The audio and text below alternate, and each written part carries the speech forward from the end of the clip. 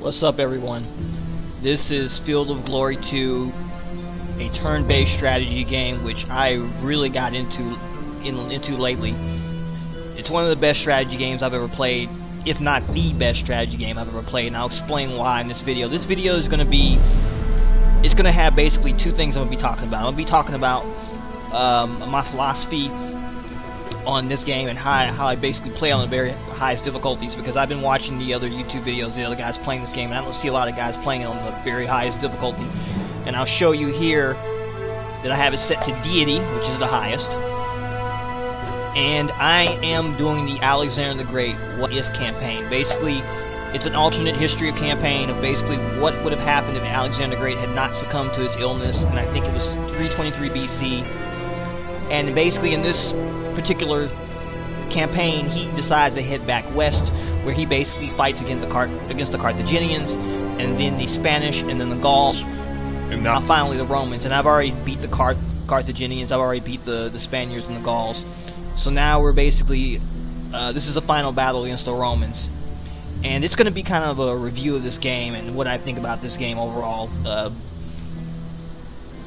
So here you notice I have my forces basically deployed here on the map near the river crossing. There's a reason why I set that up. When the battle initially started, I thought about positioning my troops on top of this hill, which is a very good defensive position. It has a height of 300, and it has difficult slopes surrounding it, which means if the Romans try to go up this hill, they'll be severely disordered, and we'll have an advantage. The reason why I decided not to deploy my troops here is because I realized that when you play against a computer on the highest difficulty, the enemy troops always outnumber you, and they always have higher quality, which means that if I put my troops up here, they would in all likelihood be surrounded and destroyed. So I've decided to use another technique, which I'm going to be talking about, which is called the river choke point technique. Basically, I have my light foot on this side of the river, and you have a few river crossings up here, and I'm going to send my light foot up here to harass the Romans if they try to cross on this side. And then on down here, I'm going to move over my cavalry, and I'm going to have my cavalry sweep up through here to assist my light foot, and then I'm going to have my heavy infantry cross the river and then set up a defensive position here, and they're just basically going to wait on the Romans. The Romans are probably going to send their troops down here to meet our Macedonian phalanx here at this river point.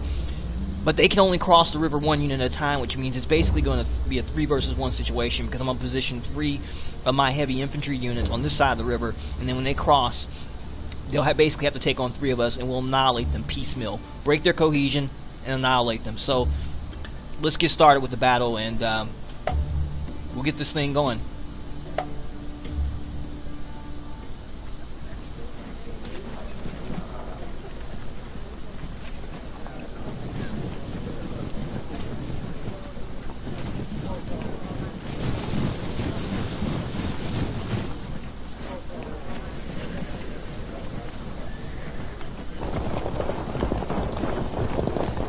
You know, this game has really gotten me interested in history. Ever since I started playing it, I've been watching a lot of, documentaries on the internet about, ancient armies and ancient military tactics and all this type of stuff, and it's just really got me interested in the whole thing. This game reminds me of chess a little bit, but I consider it to be much better than chess because,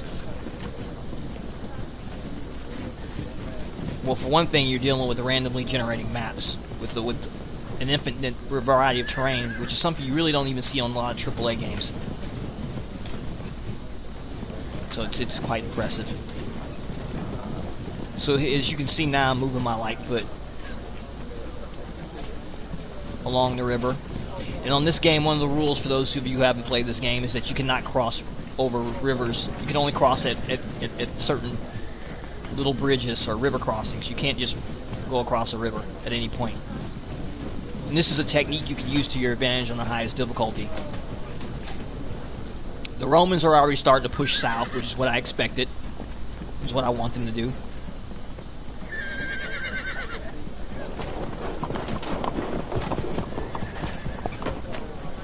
Okay.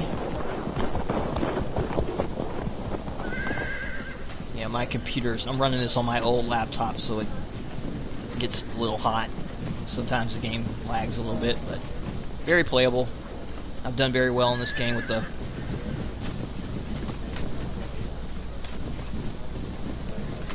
Let's see.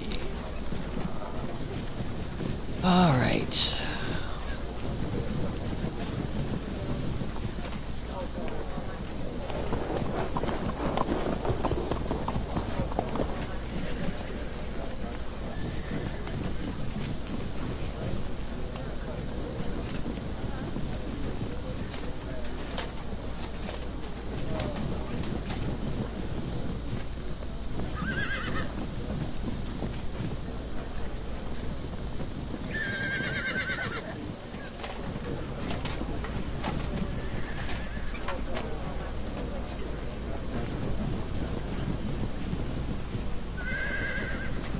I know you can move your units all together by using the little blue icon, but I prefer to move them individually just for expediency.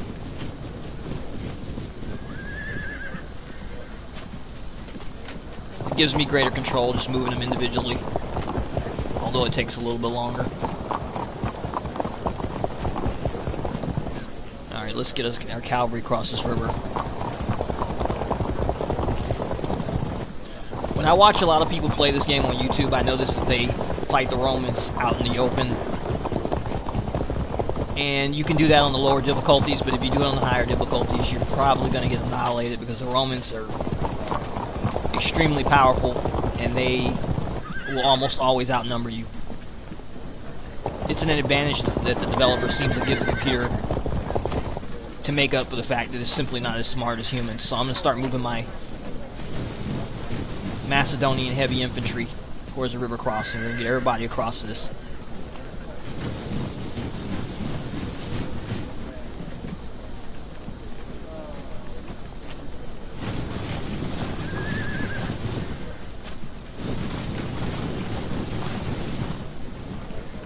Alright, you guys can make your move.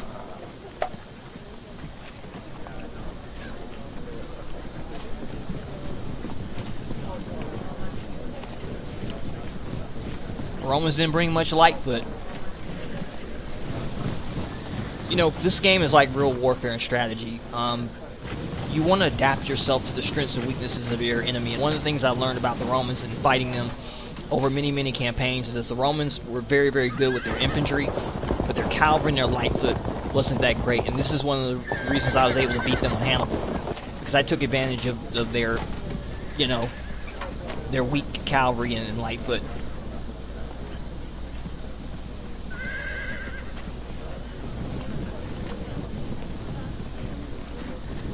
So it looks like they're sending some of their Lightfoot across the river, and they're going to send one of their Hastati across the river. Okay, nothing we didn't expect. We figured they would do something like that.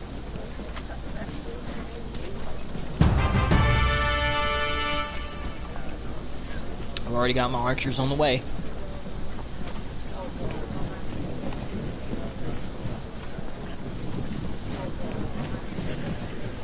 Let's see, do I want to target the Hastati first?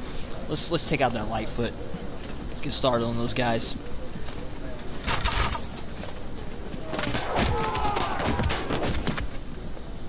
I always position my archers in front of my Lightfoot because they have the longest range with their bows.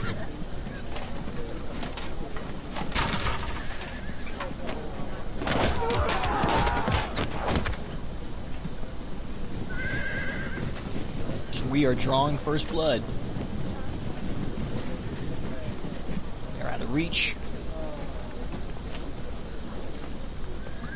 I want all my Lightfoot to advance.